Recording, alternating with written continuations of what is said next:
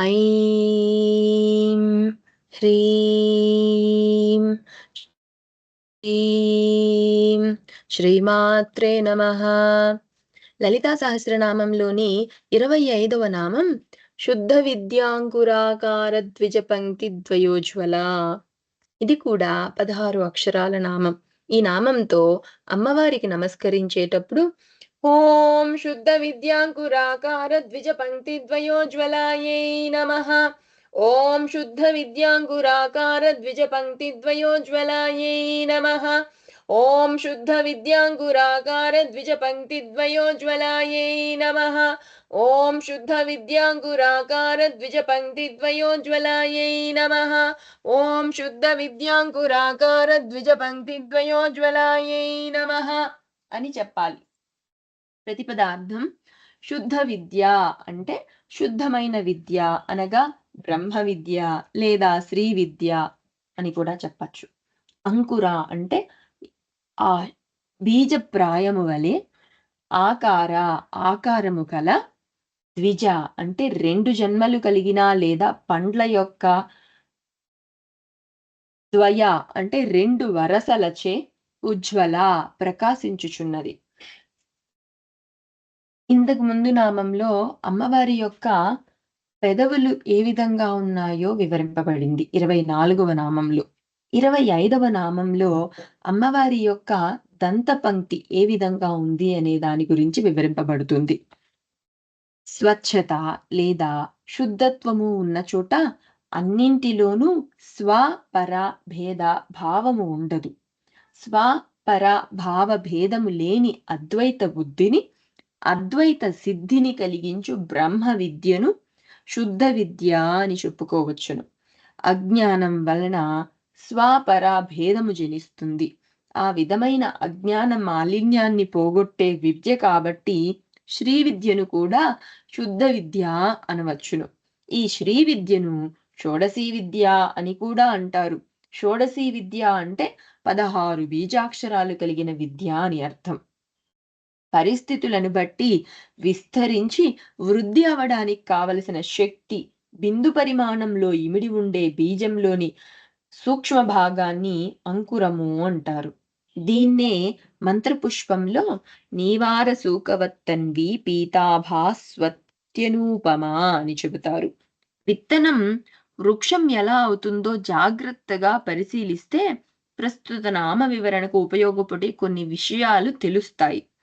మొదట విత్తనం తడికి ఉబ్బడం చెందుతుంది, అటుపైన పగలడం, అటుపైన మూడవది పగులు మధ్య నుండి కలిసి ఉండే 2 దళాలుగా పైకి రావడం, నాలుగవది ఆ 2 దళాలు వేరై వాటి మధ్య నుండి మనకు కనపడే వృక్షం తాలూకు మొక్క రావడం మొదలుపెట్టి అది క్రమక్రమంగా విజృంభించి విస్తరించి వృద్ధి చెందడం జరుగుతుంది.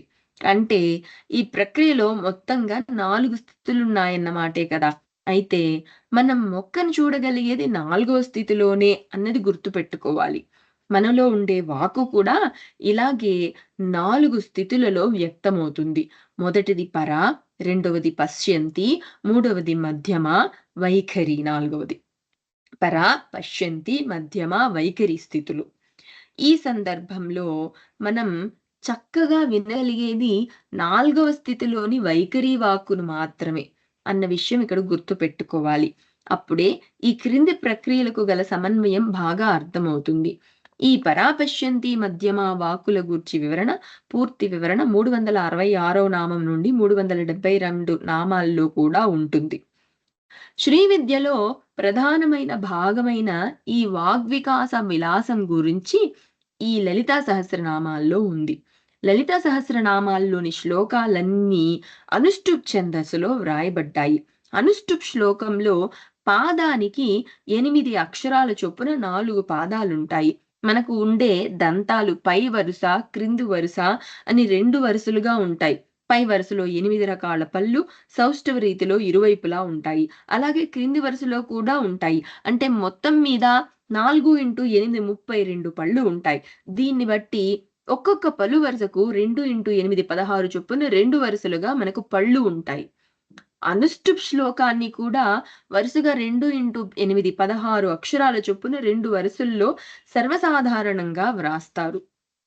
అనుష్టుప్ ఛందస్సు ద్వారా వివరించే షోడశీ విద్యకు సంబంధించిన 16 బీజాక్షరాలను అమ్మవారు తన దంత పంక్తి ద్వయంగా 2 పలు వరుసలుగా కలిగి ప్రకాశిస్తుంది అని ఈ నామానికి ఒక అర్థం. సంస్కృత భాషలో 16 అచ్చులుంటాయి. వీటిని ప్రాణములు అంటారు. ఈ 16 అచ్చులు సహాయంతోనే ఏ అక్షరాన్నైనా ఉచ్చరించడం జరిగేది. ఇలా ఉచ్చరించడానికి అవసరమైన 16 అచ్చులను తన దంతవంతిగా కలిగినది అని ఇంకొక అర్థం. సంస్కృతంలో అక్షరాల్లో మాతృకా వర్ణాలని 32 ఉంటాయి.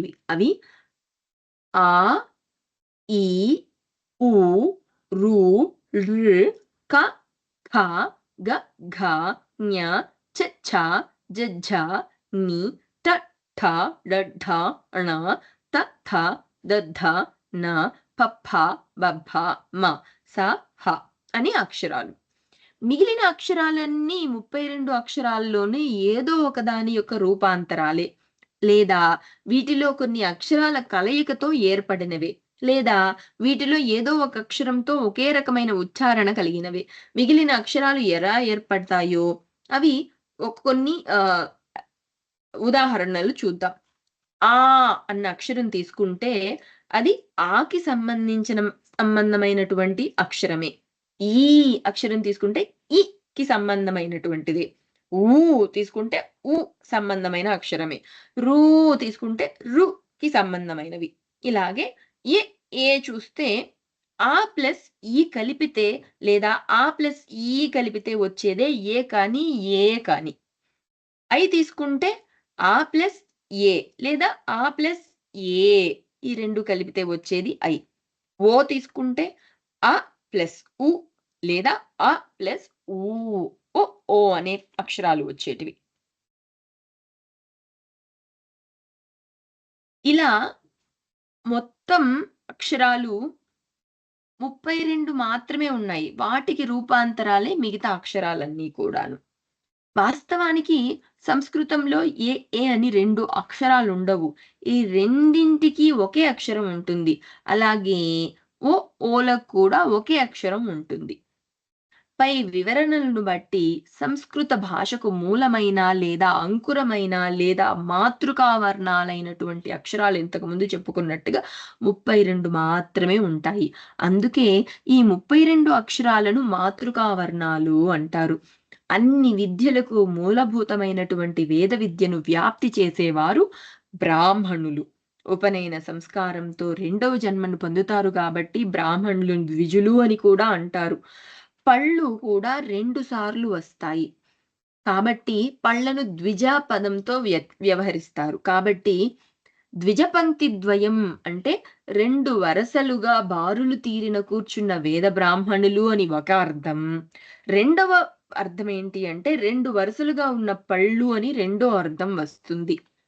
వేదస్వస్తి జరుగుతున్నప్పుడు ఇలాగే ఎదురు బదురుగా కూర్చొని ఒక వరుసలోని వాళ్ళు ఒక వాక్యం లేదా పనస అంటే రెండో వరుసలోని వారు రెండోది అంటారు.